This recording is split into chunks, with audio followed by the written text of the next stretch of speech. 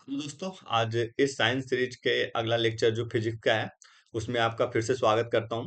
ठीक है, आज हम इस लेक्चर में देखेंगे magnetic effect of electric current. जो मैग्नेटिक इफेक्ट है इलेक्ट्रिक करंट के कारण वो क्या होता है और इसके एप्लीकेशंस क्या है इसके बारे में देखेंगे। ठीक है, तो सबसे पहले हम बात करते हैं जो मैग्नेटिक फील्ड है ना। मैग्नेटिक फील्ड होता क्या है और मैग्नेटिक फील्ड किस टाइप की क्वांटिटी है। ये जो मैग्नेटिक फील्ड किस तरह से जनरेट होता है, जब भी करंट अगर फ्लो हो रहा है ना, तो उसके आसपास का जो एरिया है वहां पे एक फील्ड जनरेट होता है, मैग्नेटिक फील्ड। उस वो हो गया, इसके बारे में बात हो गया। ठीक है, और ये किस टाइप of क्वांटिटी है, वेक्टर क्वांटिटी। ये अगर कोई वेक्टर क्वांटिटी तो हम कैसे पता लगाते हैं कि वो वेक्टर है।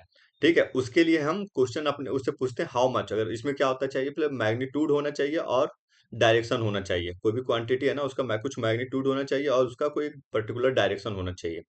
तो मैग्नीट्यूड जानने के लिए हम क्या करेंगे, उस चीज को क्वेश्चन पूछते हैं कि how much magnetic field is. तो जैसे इतना टेस्ला कोई भी आएगा, इसके यूनिट के साथ आएगा इतना टेस्ला, इसको इसका मतलब इसका आंसर मिल रहा है। और इन विच डायरेक्शन इज मूविंग, अगर ये क्वेश्चन होगा कि जो मैग्नेटिक फील्ड है किस डायरेक्शन में मूव कर रहा है, तो इसका भी एक पर्टिकुलर डायरेक्शन है। तो इससे पता चलता है कि ये इसका आंसर भी मिल रहा है कि इन विच डायरेक्शन इज मूविंग। तो इससे क्या हुआ, ये पता चल गया कि ये वेक्टर क्वांटिटी है। अब क्या है, मैग्नेटिक फील्ड की यूनिट की बात करें तो ये टेस्ला है। ठीक है, अब क्या है, अगर कोई बार मैग्नेट है तो उसमें जो मैग्नेटिक फील्ड जनरेट होता है किस तरह से होता है उसको जानते हैं। ये होता है फील्ड लाइन, क्या होता है, फ्रॉम इमर्जेज फ्रॉम, मतलब कहाँ से निकलता है, नॉर्थ पोल से, and merges at south pole. मतलब नॉर्थ पोल से निकल के साउथ पोल पर जाकर मर्ज करता है। ये हो गया कैरेक्टरिस्टिक है इसके, बार मैग्नेट अगर है तो। और अगर इनसाइड मैग्नेट की बात करें, इनसाइड मैग्नेट देखो, आप इनसाइड मैग्नेट की बात करें तो direction of field line in form of its south pole to its north pole. यहाँ पे थोड़ा डायरेक्शन जो होता है ना चेंज होता है, south pole to north pole हो जाता है। अगर इनसाइड मैग्नेट की बात करें तो डायरेक्शन ऑफ फील्ड लाइन क्या होता है, साउथ टू नॉर्थ होता है। इस चीज को आप देखना थोड़ा सा इसमें, क्योंकि ये लाइन जितने लाइन है ना, इससे हर बार क्वेश्चन पूछा हुआ बहुत बार। ठीक है, रिपीटेटिव टाइप से पूछा हुआ। No two line are found to cross each other. अगला जो इसके पॉइंट्स है, अगर दो फील्ड लाइन है ना, अगर एक फील्ड लाइन है तो देखना उसके साइड से निकलेगा बट एक दूसरे को क्रॉस नहीं करेगा इस टाइप से कि मतलब एक दूसरे को काटते हुए निकलेगा, ऐसा कभी नहीं शो करेगा। अगर ऐसा होता है तो वो दो अलग अलग डायरेक्शन दिखाएगा एक ही पॉइंट पे, तो जो कि पॉसिबल नहीं है। ठीक है, तो इसमें भी बात हो गया, no two field line cross each other, मतलब दो फील्ड लाइन कभी कट नहीं करेगा। कौन सा, मैग्नेटिक फील्ड लाइन जो होता है ना, वो एक दूसरे को कभी भी कट नहीं करता है।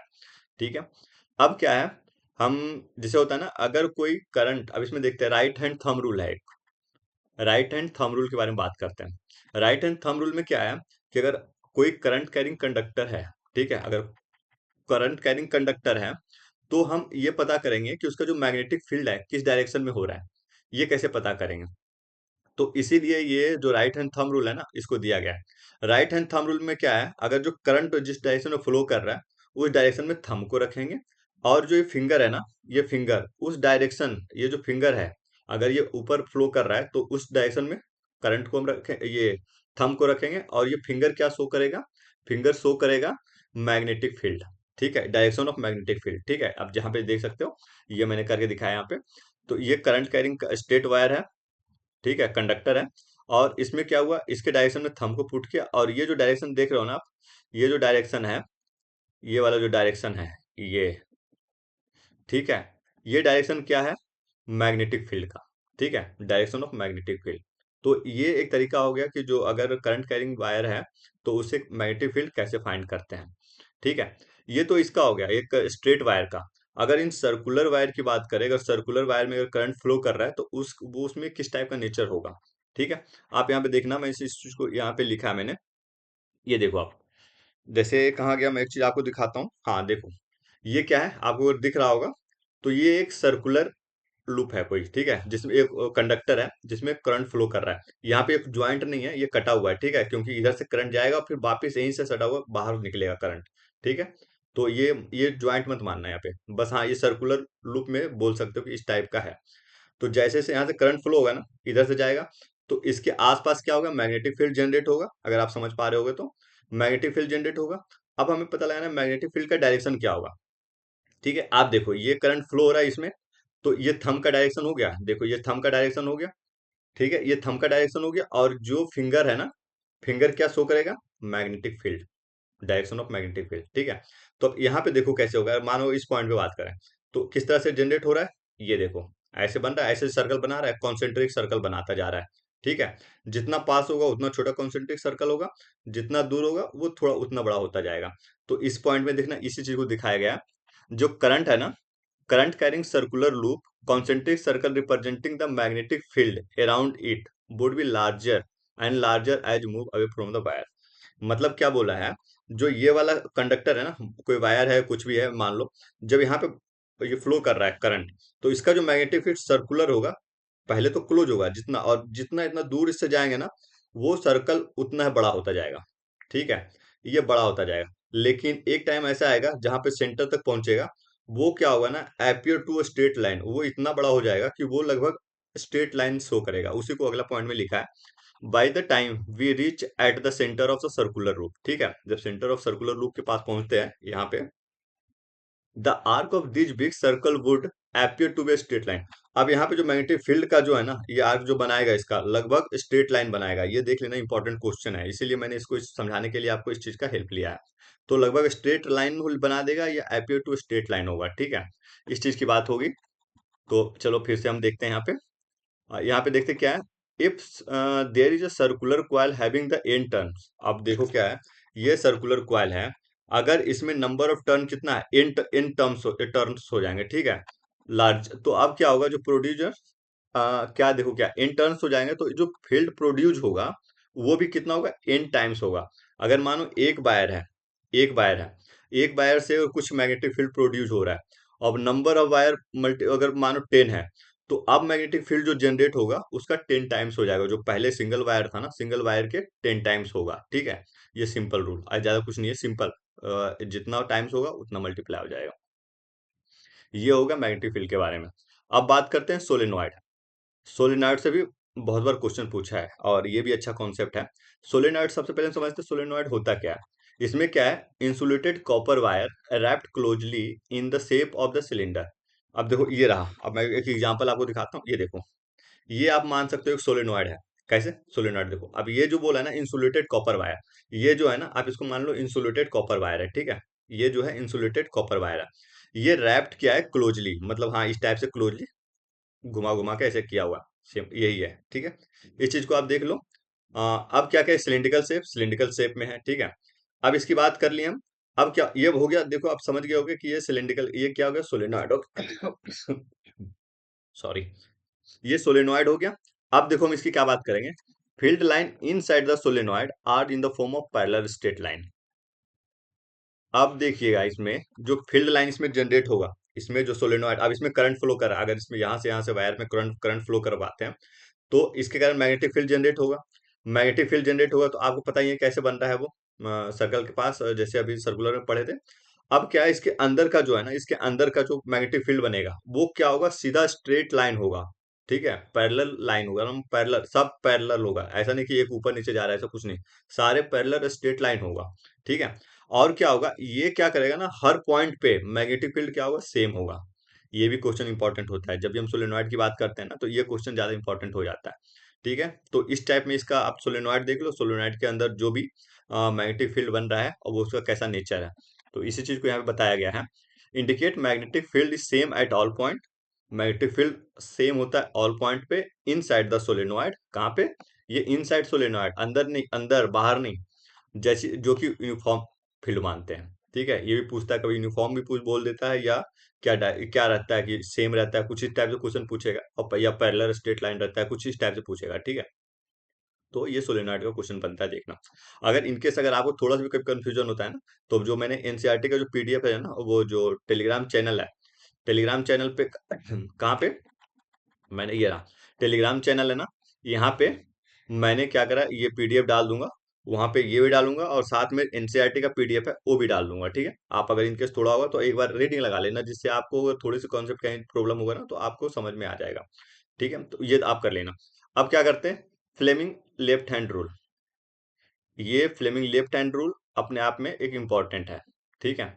इसमें क्या करेगा, बताए इसको, फ्लेमिंग लेफ्ट हैंड रूल का मतलब ही क्या है, इसमें क्या फाइंड करते हैं। इसमें क्या होता है, अगर मैग्नेटिक फील्ड और करंट है, करंट है हमारे पास, करंट कोई भी चीज से पास हो रहा है, कोई कंडक्टर से, तो वो मैग्नेटिक फील्ड जनरेट करेगा, जाहिर सी बात है। अब वो मैग्नेटिक फील्ड जनरेट करेगा, तो अब जो उसमें फोर्स लगेगा, किस डायरेक्शन में लगेगा, यही चीज को बताता है। जो अगर कोई कंडक्टर होगा, कोई चीज और चीज होगा जिसपे, कोई और ऑब्जेक्ट होगा जिसपे फोर्स लगेगा ना, किस डायरेक्शन में लगेगा, इस चीज को बताया था इसमें, फ्लेमिंग लेफ्ट हैंड रूल में। ठीक है, चलिए हम देखते हैं इसमें क्या करा है ना। आप देखो, we consider the direction of current, मतलब कोई डायरेक्शन ऑफ करंट हम लोग ने कंसीडर कर लिया है, ठीक है, and that of the magnetic field perpendicular to each other. मतलब अब देखो क्या है ना, कोई एक डायरेक्ट, किसी को मान लियो करंट मान लिया, इससे करंट मान लिए, ठीक है। अब ये क्या हो गया, फील्ड है परपेंडिकुलर टू ईच अदर, ये कोई फील्ड है, ये किस चीज का फील्ड है, मैग्नेटिक फील्ड है ये, ठीक है। क्या कि हम लोग भी देख रहे थे ना, ये वाला जो था आपको याद है ना, स्ट्रेट वायर वाला, ये वाला रूल था। तो लेफ्ट हैंड में देखो ऐसा है, अगर इसको करंट मान लिया, ये परपेंडिकुलर है, ठीक है, ये क्या है, फील्ड है, मैग्नेटिक फील्ड। अब क्या है, जो फोर्स जनरेट होगा, फाउंड दैट द फोर्स, ठीक है, ये जो force perpendicular to both of them. अब क्या बोला, ये हो गया करंट, ये हो गया मैग्नेटिक फील्ड। अब जो फोर्स होगा ना, ये दोनों का परपेंडिकुलर होगा, देखो ये दोनों का परपेंडिकुलर, ये हो गया, मतलब इधर है परपेंडिकुलर, आप यहाँ पे देख सकते हो ये। अब इसको याद करने के लिए हम क्या कर सकते हैं, एम, ये मोशन, ऐसे मोशन टर्म यूज करते हैं, फोर्स को मोशन के टर्म यूज कर रहे हैं, ठीक है। तो ये हो गया एम, ये हो गया एफ, ये हो गया सी। इसको आप क्या कर सकते हैं, मैन फोर्स सी से आप समझ सकते हो, ठीक है, सिंपल। और जब भी लेफ्ट हैंड रूल आए, तो आप सिंपल ये याद कर लेना, मैन फोर्स सी, ठीक है। आप ये करके हमेशा याद रहेगा, आप कभी नहीं भूलोगे। एम से क्या हो गया, मोशन हो गया, मोशन जो क्या है, जो फील्ड ये जनरेट हो रहा है ना, और जो फोर्स जनरेट हो रहा है, मतलब फोर्स बोल सकते हो, ये फील्ड हो गया, मैग्नेटिक फील्ड हो गया, ये हो गया करंट हो गया, ठीक है। यही है, इसमें ज्यादा और कुछ नहीं है, सिर्फ ये डायरेक्शन, जिसकी डायरेक्शन में फोर्स लग रहा है, उस चीज को पता लगाने के लिए ये Fleming left hand rule use करते हैं, ठीक है। इसमें जो कॉन्सेप्ट लगता है ना इलेक्ट्रोमैग्नेटिक इंडक्शन का, कभी कभी बहुत बार पूछता है कि इलेक्ट्रोमैग्नेटिक इंडक्शन होता क्या है, इस पे क्यों बेस्ड होता है, कैसे इसका यूज होता है, इसके बारे में बात करते हैं, ठीक है। ये क्या करता है, जैसे इलेक्ट्रोमैग्नेटिक इंडक्शन में क्या होता है, generate the electricity, electric current क्या होता है, generation of electric current due to the relative motion of coil and magnetic field. ये बोल रहा है इलेक्ट्रिक करंट का जनरेशन होगा, कैसे करेगा, due to relative movement of magnetic field and coil, coil को, जो कॉइल है सोलेनोइड टाइप का कॉइल क्या था, कॉपर वायर का जो कॉइल बना हुआ है, ठीक है, उसको किस चीज में मूव करा रहे हैं, मैग्नेटिक फील्ड में, ठीक है। तो वो दोनों का जो मोशन होगा ना, उसके कारण जो इलेक्ट्रिक करंट जनरेट होगा, उसी को क्या बोलते हैं, इलेक्ट्रोमैग्नेटिक इंडक्शन बोलते हैं, ठीक है। अब देखते हैं आगे क्या है, when current carrying conductor is place in a magnetic field, जब करंट कैरिंग कंडक्टर होता है ना, जब भी कोई करंट कैरिंग कंडक्टर होता है, जब उसको मैग्नेटिक फील्ड में रखते हैं, तो क्या होता है, current carrying conductor magnetic field में पुट करें, तो क्या होता है, ये that the direction of current is perpendicular to the magnetic field, it experience of force, वही वाला जो हम लोग पढ़े ना, फ्लेमिंग लेफ्ट हैंड रूल का, उसी चीज को बताया गया कि जब हम करंट कैरिंग कंडक्टर को किसी मैग्नेटिक फील्ड में पुट करते हैं, तो क्या करता है, कंडक्टर होता है ना, कंडक्टर, वो क्या करता है, करंट कैरिंग कंडक्टर परपेंडिकुलर तो होता है, लेकिन एक एक्सपीरियंस करता है एक फोर्स, ठीक है, इसकी बात कर रहा है। अब क्या हो रहा है आगे, इसी एप्लीकेशन जो जनरेटर और मोटर वगैरह बनाते हैं ना, वहां पे आगे हम बात करते हैं किस चीज में काम कर रहा है, इलेक्ट्रिक जनरेटर वगैरह जो है ना, इसी में इसी इसी प्रिंसिपल पे बेस्ड होता है। अब माइकल फैराडे के ये होता है ना, कभी आरआरबी वगैरह में ये क्वेश्चन बहुत बार पूछ देता है, माइकल फैराडे जो कब ये दिया था, 1831 में दिया था, क्या ये सबसे पहले डिस्कवर क्या किया था, how magnet can how magnet can use to generate the electric current, ये माइकल फैराडे सबसे पहले बताया था कि जो अगर मैग्नेट यूज करके कैसे हम इलेक्ट्रिक करंट प्रोड्यूस कर सकते हैं, इस चीज को बताया था। ऐसे ये एक और चीज है, फ्लेमिंग राइट हैंड रूल, ठीक, फ्लेमिंग्स राइट हैंड रूल, ये ऐसे एनसीईआरटी में नहीं है, लेकिन आप एक बार देख लेना, ठीक है, क्या देखना है, इसमें आप देख लेना कि इसका जो फोर फिंगर है, ये राइट हैंड है, ये राइट हैंड, ठीक है, सेम चीज काम करेगा, यहाँ पे देखो, ये परपेंडिकुलर एक दूसरे के तीनों परपेंडिकुलर है, ठीक है। तो यहाँ पे बस ये आप याद कर लेना कि ये क्या शो करता है, ये क्या है, और ये क्या, तीनों अपना क्या शो कर रहा है। फोर फिंगर क्या होता है, मैग्नेटिक फील्ड, फोर फिंगर, ठीक है, मैग्नेटिक फील्ड शो कर रहा है। थंब क्या होता है, direction of motion of current, ये direction of motion of current show कर रहा है। और ये जो मिडल फिंगर है, ये इंड्यूस करंट, ठीक है। ये इंड्यूस करंट है, ये direction of motion of conductor है, और ये मतलब ये फोर्स जो हो रहा है, और ये जो मैग्नेटिक फील्ड है। आप यहाँ पे देखो क्या था, ये फोर्स जनरेट हो रहा था, यहाँ मैग्नेटिक फील्ड हो रहा था, ठीक है। अब बट यहाँ पे देखो जस्ट थोड़ा सा उल्टा हो गया राइट हैंड में। ये मूवमेंट ऑफ करंट, फोर्स यहाँ पे हो रहा है और मैग्नेटिक फील्ड यहाँ पे हो रहा है, ठीक है। ये चीज देख लेना, आप इसको याद करने के लिए बस एक तरीका देख लेना कि आप कैसे याद कर सकते हो, क्योंकि आपको ऐसे तो पूछेगा, लेफ्ट हैंड पूछेगा, लेकिन अगर इनकेस गलती से कभी राइट हैंड पूछ दे तो वो भी याद होना चाहिए। आप देख लेना एक बार इसको, ठीक है। कुछ बेसिक्स जो और बाकी जो यूज करते हैं ना इलेक्ट्रिक जनरेटर वगैरह में, क्यों किस प्रिंसिपल पे बेस्ड होता है उसके बारे में हम बात करते हैं, ठीक है। ऐसे तो एनसीईआरटी में नहीं है, लेकिन ये बहुत बार ये सब चीजें पूछता है, ठीक है, बहुत बार हमेशा से पूछ देता है इसका, इसीलिए इस पॉइंट को मैंने लिखा है। जैसे इलेक्ट्रिक जनरेटर, इलेक्ट्रिक जनरेटर जो होता है कैसे काम करता है, ये किस फिनोमिना पे बेस्ड होता है, इलेक्ट्रोमैग्नेटिक इंडक्शन। इलेक्ट्रोमैग्नेटिक इंडक्शन था क्या, जब भी रिलेटिव मोशन होता था मैग्नेट और ये कॉइल को और मैग्नेटिक फील्ड में, फील्ड के बीच में जो रिलेटिव मोशन होता था उसके कारण जो करंट जनरेट होता था, तो इलेक्ट्रिक जनरेटर में ही होता है ना, ठीक है। अब क्या होता है, डीसी करंट की बात करें तो क्या होता है, एक यूनिडायरेक्शन होता है, ये सिंगल पॉइंट है, सिंगल लाइन वन लाइनर है, ठीक है। आप इसे एक बार देख लेना बस, ठीक है। और एसी करंट जो होता है रिवर्स इन डायरेक्शनल पीरियोडिकली, मैंने पिछले चैप्टर में पढ़ा इसे, कि जो एसी करंट होता है ना वो कंटिन्यूअसली अपने डायरेक्शन को क्या करता है, चेंज करता है, और मैग्नीट्यूड भी चेंज करता है और डायरेक्शन भी चेंज करता है एसी करंट, ठीक है। अब एसी क्या होता है, changes in direction every 1/100 second. ये देखना आप, ये जो है ना एसी जो जनरेट करता है इंडिया में, इंडिया की बात करते हैं, 1/100 सेकेंड इतने डायरेक्शन चेंज करता है, 1/100 सेकेंड में, या 1 सेकेंड मतलब हर डायरेक्शन कब कितने देर से, 1/100 टाइम्स में इतना बार में एक डायरेक्शन एक बार चेंज कर लेता है। क्योंकि इसका फ्रीक्वेंसी कितना रहता है इंडिया में जो है ना, फ्रीक्वेंसी कितना लेते हैं, 50 हर्ट्ज, क्योंकि ये वाला जो पोर्शन है ना, ये पोर्शन पूछा हुआ है। आरआरबी बोलो, आरआरबी का बोल लो, या और कहीं पे बहुत सारे कंपटीटिव एग्जाम में ये भी रिपीटेटिव टाइप का पूछा है, रिपीटेटिव टाइप से, कि कितने सेकंड में ये चेंज करता है 1/100 में, ठीक है। फिर क्यों, फ्रीक्वेंसी इसका 50 हर्ट्ज है, ठीक है। इस चीज को आप देख लीजिएगा, ये वन लाइनर है, इसी तरह से आप देख लीजिए, बस देखना है और समझना है, क्या कि इस टाइप का क्वेश्चन है तो कहीं गलती ना हो आप, ठीक है। क्योंकि हम लोग एनसीईआरटी के साथ साथ जो एक्सपेक्टेड क्वेश्चन होता है ना और जो इंपॉर्टेंट होता है उस चीज को भी ऐड करते हैं इसमें, ठीक है। इसलिए इस चीज को आप पढ़ना जरूर है आपको। अब क्या होता है, डोमेस्टिक सर्किट की बात करते हैं, जो घरों में जो सर्किट कनेक्शन होता है ना उसके बारे में बात करते हैं। इसमें भी पूछा होता है कि रेट केबल जो होता है उसमें जो बेसिक है आपको भी पता होता है, लेकिन समटाइम्स क्या होता है एग्जाम में आप बैठते हो कंफ्यूज कर जाते हो, तो इस वैसा कंफ्यूज ना करे इसलिए आप एक बार देख लेना वैसे। जैसे डोमेस्टिक सर्किट होता है ना, घरों में जो वायरिंग वगैरह होता है उसकी बारे में बात करें, तो रेड रेड इंसुलेटेड कवर जो होता है ना, रेड कलर का जो वायर होता है वो क्या शो करता है, लाइव वायर, ठीक है, वो पॉजिटिव है, वो लाइव वायर शो करता है। और जो ब्लैक कलर का होता है, ब्लैक कलर जो होता है वो क्या होता है, न्यूट्रल, न्यूट्रल वायर होता है, जो कि नेगेटिव चार्ज होता है, नेगेटिव नेगेटिव जिसको वो नेगेटिव बोलते हैं, ठीक है। और ग्रीन वायर जो होता है, जो ग्रीन कलर का होता है उसको क्या बोलते हैं, अर्थ वायर।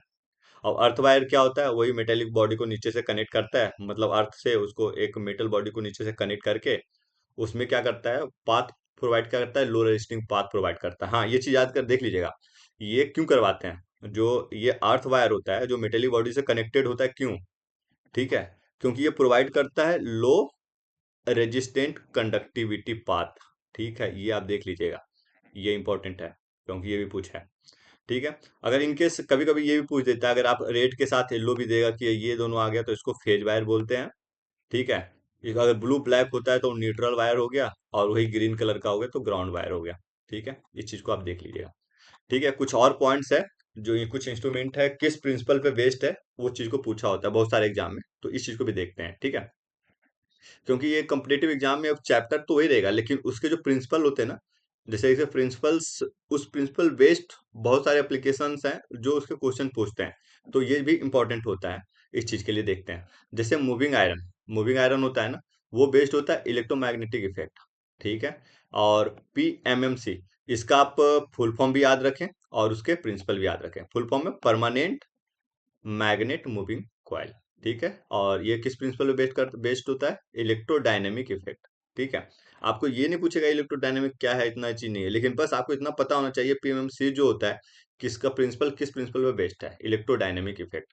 जैसे हो गया ईएमएमसी, वो हो गया पीएमएमसी परमानेंट था, अब ईएमएमसी हो गया, ठीक है। ये होता है इलेक्ट्रोडायनेमिक इफेक्ट, ये भी इसी पे होता है। ये डायनेमोमीटर का जो होता है ना, उसी की बात कर रहा है, इलेक्ट्रोडायनेमिक इफेक्ट। अब आगे हम बात करें तो ये हो गया इंडक्शन टाइप। इंडक्शन टाइप भी जो होता है ना, अगर उसमें देखें तो इलेक्ट्रोमैग्नेटिक इंडक्शन। इलेक्ट्रोमैग्नेटिक इंडक्शन क्या था उसके बारे में तो पढ़ेंगे अभी। और फ्लक्स मीटर की बात करें तो ये हॉल इफेक्ट हो जाता है। आप एक बार अगर इनकेस थोड़ा सा आपको ये इसके साथ प्रिंसिपल क्या होता है तो हॉल इफेक्ट आप देख लेना क्या होता है। अगर इलेक्ट्रोडायनेमिक आप इफेक्ट देख लेना क्या है, ठीक है। इस चीज को आप एक बार गो थ्रू कर लेना, क्योंकि ये पॉइंट्स आया हुआ है तो इनकेस वो भी पूछ सकता है, लेकिन चांसेस कम है। लेकिन ये पूछ सकता है इसका किस प्रिंसिपल पे बेस्ड है। और कुछ एग्जांपल्स आप और देख लेना जिसमें ये बताया कि इस प्रिंसिपल पे और बहुत सारे ऑब्जेक्ट एप्लीकेशन है।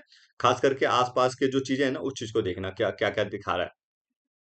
और ये भी देखना, इस बार क्वेश्चन पूछा था ना, ये टेस्ला वाला कुछ पूछा था, बीपीएससी एई वाले में पूछा था।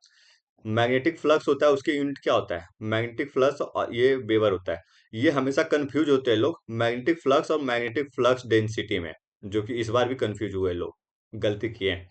वेबर और टेस्ला, अगर डेंसिटी आ गया तो ये टेस्ला हो गया, ठीक है। अगर सिर्फ फ्लक्स होगा तो ये वेबर हो जाएगा। ये क्या है, यूनिट्स है। इंडक्टेंस की बात करें, इंडक्टेंस इंडक्टेंस की बात करें तो ये हेनरी हो गया। और कैपेसिटेंस की बात करें तो फैराड होगा। ये सारे यूनिट्स है। इंडक्शन की यूनिट वाले हेनरी हो गया, कैपेसिटेंस की बात करें तो ये फैराड हो गया, ठीक है। और अगर एनर्जी एनर्जी या वर्क की बात हो तो उसका जो यूनिट होगा ना वो क्या होगा, जूल होगा। एनर्जी जो होगा उसका क्या होगा, जूल होगा, एनर्जी और वर्क का। और कुछ और थोड़ा सा टर्म यूज होता है, जैसे अगर एक बैरल, क्योंकि इंडिया में तो लीटर में यूज होता है, इंडिया में जो भी चीजें यूज होते हैं, अगर कोई क्वांटिटी लिक्विड क्वांटिटी को मेजर करना होता है तो लीटर में यूज होता है। लेकिन जब इंटरनेशनल स्टैंडर्ड पे आते हैं ना तो ये बैरल और गैलन में यूज करते हैं। तो हमें वो एज ए इंजीनियर ये भी पता होना चाहिए बैरल क्या, बैरल का एक बैरल का मतलब क्या होता है, एक गैलन का मतलब क्या होता है, ठीक है। तो एक बैरल का मतलब हो गया आपका 158.98 लीटर, मतलब 159 लीटर के बराबर है, अप्रॉक्स 159 लीटर। ये क्योंकि बैरल कभी बहुत बार समझ में नहीं आता है, तो हमें ये इतना तो पता होना चाहिए बैरल का मतलब कितना होता है। और हमें कम्पिटेटिव एग्जाम में सीधा पूछ देता है one barrel equal to what. चार ऑप्शन देंगे आपको, एक क्लिक करना होता है। सेम उसी तरह से गैलन हो गया, ठीक है। क्योंकि ये पूछा हुआ है, ये पॉइंट जो लिखा हुआ है ना इसमें, क्योंकि पूछा हुआ है। और ये क्या होता है ना कि आप एक बार देखे नहीं होते ना तो आप गलत मतलब सही कर सकते थे, लेकिन आपका गलत हो जाता है। तो ये बहुत बड़ा पॉइंट है कि आपका सिलेक्शन होना ना होना ये सब में बहुत मैटर करता है, ठीक है। तो इसीलिए मैंने ये सब जो इंपॉर्टेंट इंपॉर्टेंट पॉइंट एक्स्ट्रा है जो उससे मैंने लिखा है। एक गैलन की बात करें 3.785 लीटर, ठीक है, लगभग अप्रॉक्स 4 लीटर के, ऐसे याद रखो 4 लीटर के आसपास है, उससे कम है लेकिन 4 लीटर के आसपास ही है। इससे क्या होता है, थोड़ा सा ऑप्शन को एलिमिनेट करना इजी हो जाता है, ठीक है। अब इसको बात करें थर्मो रजिस्टर। थर्मो रजिस्टर से आपका नाम से पता चल रहा होगा, इलेक्ट्रॉनिक थर्मामीटर है।